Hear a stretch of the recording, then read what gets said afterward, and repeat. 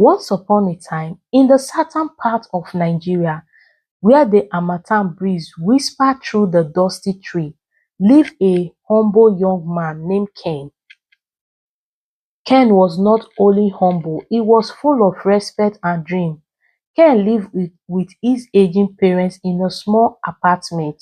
There, life has been a little bit hard for them. Ever since Ken's father, Papa Ken, lost the use of his leg and became bound to a wheelchair after an accident at his welding shop. Ken's only sister, Anita, had moved to Canada few years ago with a scholarship. She had to go to school and work at the same time. It is not easy with her also. Sometimes she takes two jobs, most times she do three jobs in order to send money home regularly to take care of the family. She pay for Papa treatment, the house rent, and also pay for Ken's education. She was their life support. She supported them in everything. Ken had just finished his secondary school, and with the help of Anita, he registered for JAMB examination, where he came out with a flying colour. He ran home with joy bursting in his heart. "Mama, I made it," he shouted, waving his printed slip in the air. His mother, Mama Ken, wept with joy, lifting her hands to heaven to praise her creator. Papa Ken smiled, gazing at his son full of hope. Mama placed his hand on Ken's shoulder and she began to pray for him. "Your sister and yourself have been blessing to this household, and I know my God will continue to protect the both of you," she said, still crying that day. Ken quickly rushed to his room to call his sister, but he had called 1,000 times and the line was not connecting. "Okay, I will try again," he said. He blamed the network, unaware that his sister had just been arrested. She was falsely accused of theft by her boss in Canada because she had refused to sleep with him, so he decided to set her up. There were a lot of evidence, so the police took her away. Days turned into weeks and eventually into months. No word from Anita. The money stopped coming. Dem begin to ask neighbor. Ken visited cyber cafe, checked the internet in order to see anything about his sister, but there was nothing. The mother had to call the embassy. There's still nothing from her. A year had passed. Everyone began to assume the worst. She was dead. But Mama Ken refused to believe her daughter was dead. Every night, she lights candle and pray. "She's alive. My spirit keep telling me she's alive." She will kneel down pray for hours. Now, Ken is now 20. He had spent a whole year at home doing nothing. One day, the mother came from outside and called on his son. "My son, I have spoken to Mama Amaka. Her son owns a barber shop. He is willing to take you in. You can start tomorrow." Ken was very happy. At least he had something he would be doing for now. And so Ken began to learn how to cut hair. At first, he wasn't giving any client. His job was to sweep and clean the shop, but he was focused and disciplined. Within a year, he was the best hand in the shop. People would line up and ask specifically for that quiet boy with the gentle hand. Even his boss was happy because Ken's job began to bring more people to the shop. 3 years has passed. He had finally completed the work and was free to open his own shop, but he had no money once again. He all sat at home idle again. Then one hot afternoon, fate smiled on him. An old friend, Joseph, who Ken had not seen since secondary school, came into town he was looking for a good place to cut his hair. Take me to the best, he told the bike man. The bike man, who had knew Ken and know he was the best in the area, quickly took Joseph to him. When they saw each other, wait, Ken gasped. Is this not Joseph? Joseph the radical. You look like a big boy now from the city, he said. They both embraced, laughed, and catch up with own times. Ken gave Joseph a very clean cut. Before Joseph could leave, he said, I want you to come with me to Abuja. You will stay with me. There is more opportunity. Ken hesitated. He knew he had never traveled out of his father's house before, and there were no relatives in Abuja. But he had to take the opportunity, and with this, he can gather little money to open a very little shop. Okay, but you will give me tonight. Let me talk to my parents, he said. At about 12 o'clock the next day, Ken called Joseph.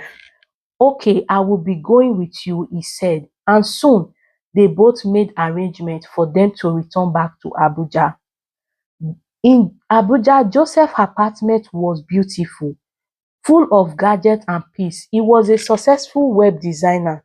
He worked with international clients. He wasn't married yet, so they both lived happily as brothers. He later introduced Ken to a classy barber shop when where he cut his hair himself. The owner of the shop was very impressed and instantly he hired Ken. Ken's reputation grew faster. He sent money, paid for papa treatment and bought mama brand new generator. Life began to smile on them again. But something darker was lurking.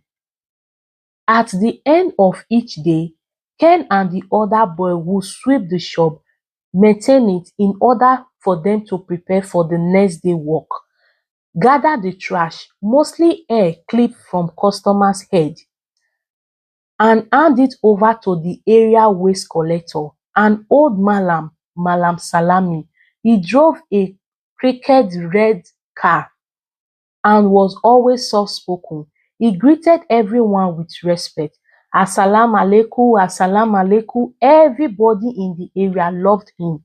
They would wait for him to come and take their trash and throw it away. But no one knew what Malam Salami was doing. He was not just a garbage collector. He sold hair and used pads to wealthy men for ritual. The hair was used as curses in people's life. His palm men's strength give them open sore that refuse to heal, or their destiny will vanish.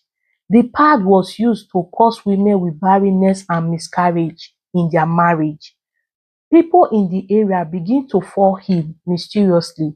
Men had wounds that would never heal, and women could not carry pregnancy for long. But no one could trace the source of the problem until one day everything changed. Ken received a call from a strange number. When the phone rang, the voice made his heart freeze.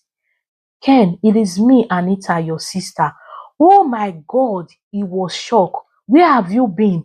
Papa and Mama have been worried. He continued to talk without stop.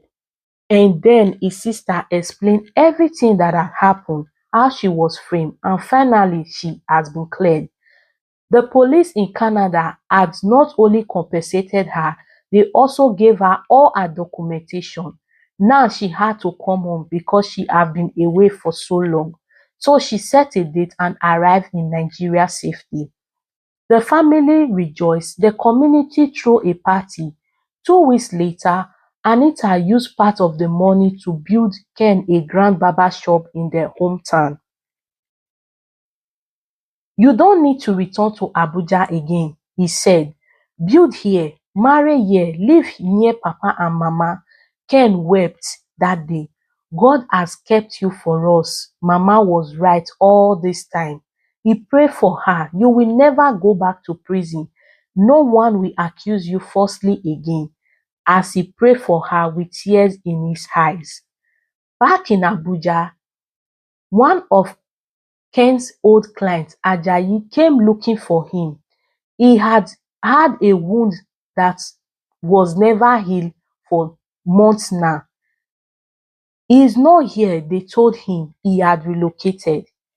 Ajayi and Tunde had went to a spiritualist who told them that their hair has been used for ritual, so they had to trace Ken to where he's living now.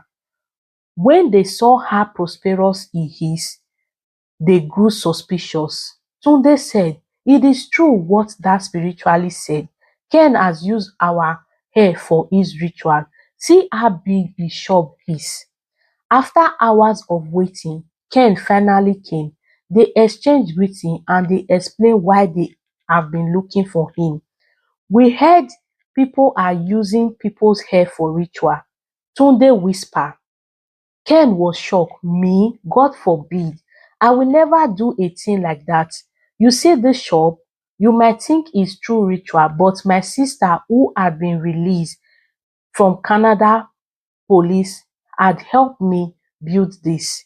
Then he added, "Let me take you to Mama Pastor. I think he will help us," he said. When they arrived at the church, the pastor revealed the truth.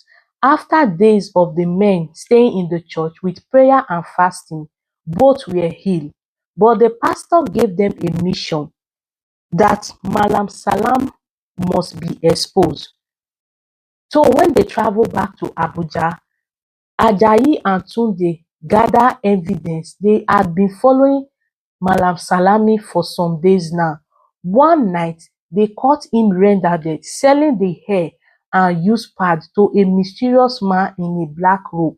They called the police and he was arrested that night. The story spread like wildfire. People burned their contaminated clipper. Women returned to deliver healthy baby. Men was healed and peace was restored to the community. Ken got married to his girlfriend he had admired since secondary school. His barber shop grew into a big business where he trained young men also. Anita returned to Canada but never stopped calling or caring for Papa Ken and the mother. Papa Ken began to walk slowly after much treatment. Mama was full of joy. Her heart was grateful for the time she had waited for this miracle. The morals of the story is a hardship is a test, not a curse. Patience and humility can lead to unexpected greatness. Family is a bond stronger than distance or silence. What is done in secret can be revealed in light. Never despise your little beginning. Evil might strive in silence, but speak up, protect your family. And so it was not Ken that was using people's hair for ritual. It was Mala Salami, the garbage collector. Men, please, if possible, when you go to cut your hair, make sure you pack the hair they've cut and dispose it yourself. And for the women, try and dispose your sanitary pad properly. It is very important. To you, it might be waste, but to others, it is important. Thank you for being here today, and I hope you have learned from this lesson. Please tell me what you think on the comment section. I will be there waiting for you. To my future subscriber and those that have subscribed already, thank you. I really appreciate all that you have done. May God Almighty bless you. See you on my next one.